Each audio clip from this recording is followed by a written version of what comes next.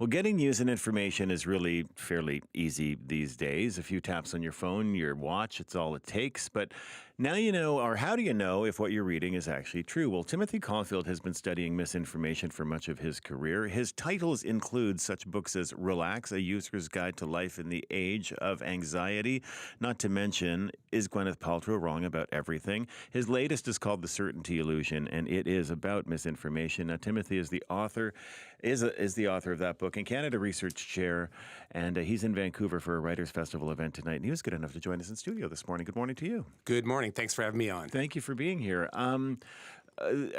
Like the introduction, I suppose, your book begins in so many ways. This is a glorious time for knowledge. It is the best time period ever, period. And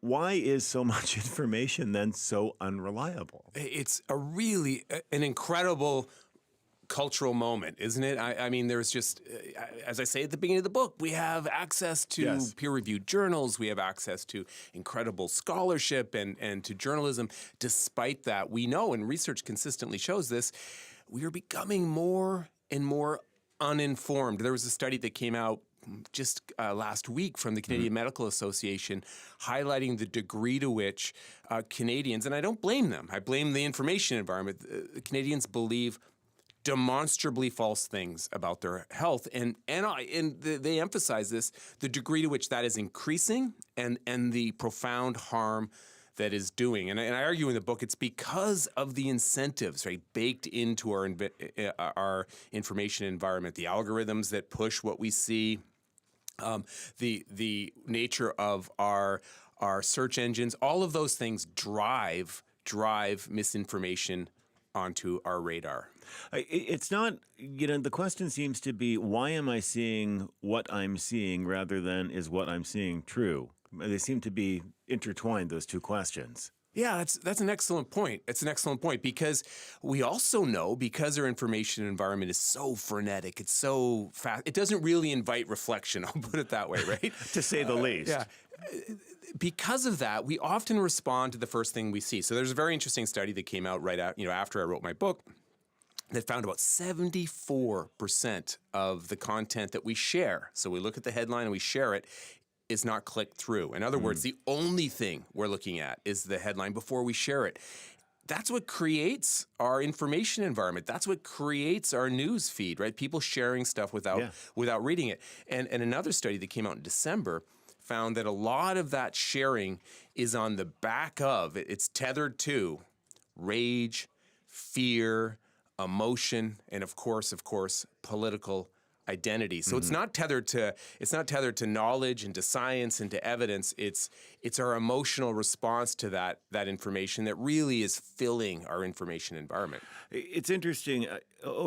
You think you are a smart and educated reader of news and that you can discern truth from fiction, and then the other day it backfired on me because this DeepSeek story broke, and I went to the web to look for more information about it, and the first 5 hits I got were tech bros, in their podcasts talking about showing me a graph of how NVIDIA had tanked overnight, and I thought, this isn't true. And for me, I thought it wasn't true immediately because of how it was being delivered and by whom it was being delivered, because they were the first hits I got for some reason. Yeah, quick side note, podcasts are becoming just monstrous. Who would have guessed? Yeah. Who would have guessed that Joe Rogan would be one of the most powerful voices in North America, right? But you're right. These things are pushed onto, and I think you may raise another really important point. Is this impacts all of us? It can when you talk about misinformation, it can feel like you're finger pointing and blaming people and being partisan. But this can happen to all of us. It happens across the ideological spectrum. It happens to absolutely everyone, and we need to remind ourselves. In the book, I say that people should have a list of things that they've got wrong, or that they've changed their mind on because of the evolution of evidence, right? And changing your mind because the evidence has changed, or you've become aware of the evidence, that should be a badge of honor, not something you're ashamed of, right? And so the idea of scientific humility is really important.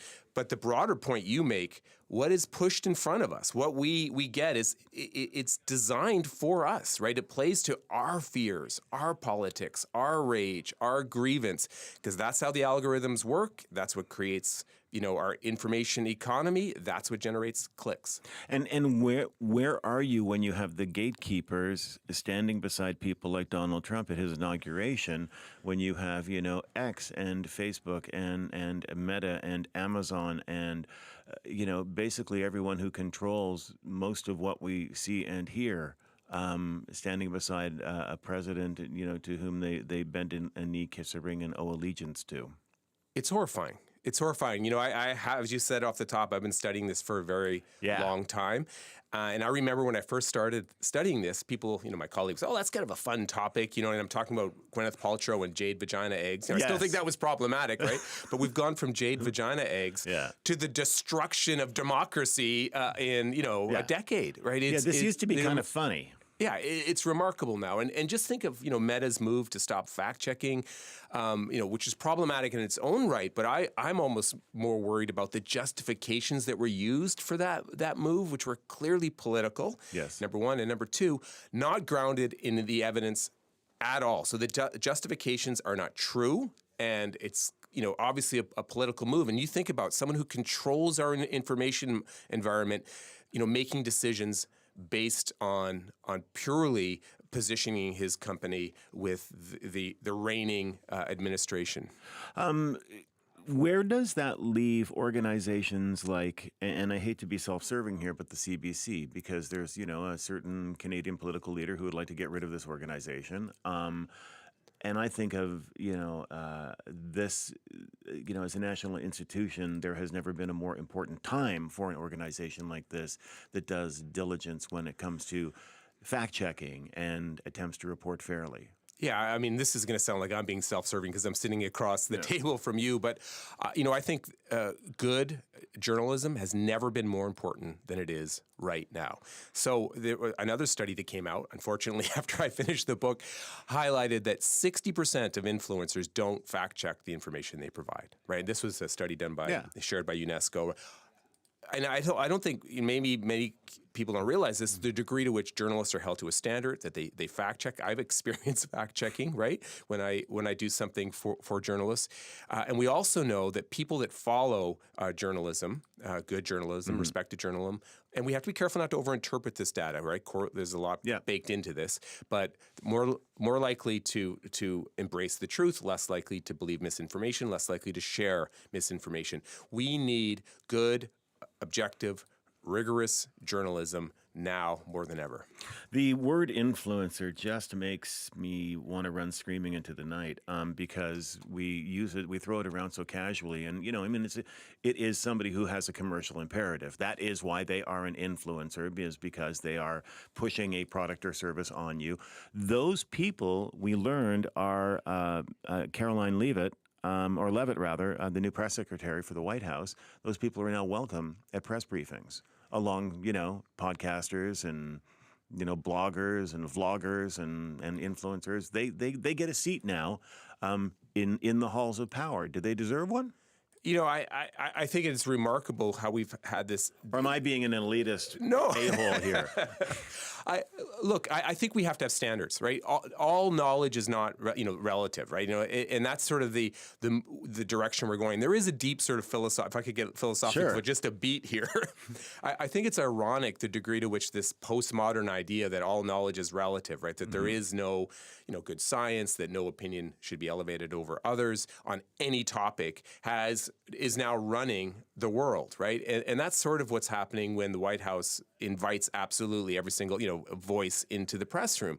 There should be standards. There should be transparency about those standards. And we know, research tells us that many of these influencers, many of these podcasters do not check the science. They do not fact check, right? It is all about building a brand and promoting, various goods and supplements and so on. Selling supplements. A colleague of mine, the amazing Dr. Jen Gunter, a dear friend of mine, she argues that the supplement industry now funds the spread of misinformation. So many people that are spreading misinformation, especially in the health space, obviously, they make their living selling unproven supplements, right? And that's often forgotten when people embrace this commentary. I want to leave people with something marginally useful and instructive here, which is what do we do about this? Well, in the book, I argue there are system things that we need to do about how we do science, how we communicate. But on an individual level, I think we can do things, right? Always ask yourself, pause, and ask yourself, what kind of evidence is being used? Is this just a testimonial? Is it just one study? How are they dealing with the body of evidence on this topic, right? Always pause. And that pause point is really important. Really interesting research talks about the power of the pause. Researchers like Gordon Pennycook at Cornell and David Rand at MIT have suggested even pausing for a moment, because it breaks that emotional response, right, to the content you see on your phone, can slow you down, and you're less likely to believe misinformation, less likely to spread misinformation. That's just one practical tip we can all embrace. Timothy, it's a pleasure to meet you, and I know I can't imagine doing what you do with how quickly things are moving around you, and you must just be having to write a new book every week now. It is a little bit exhausting, I have to say. Every time I open up my computer, there's another bit of misinformation, and it's coming from the highest level of the political administrations around the world. No, it's great to meet you. Thank you so much for coming in. Really enjoy your work. Thank you. Thank you. Timothy Caulfield, the author of The Certainty Illusion: What You Don't Know and Why It Matters.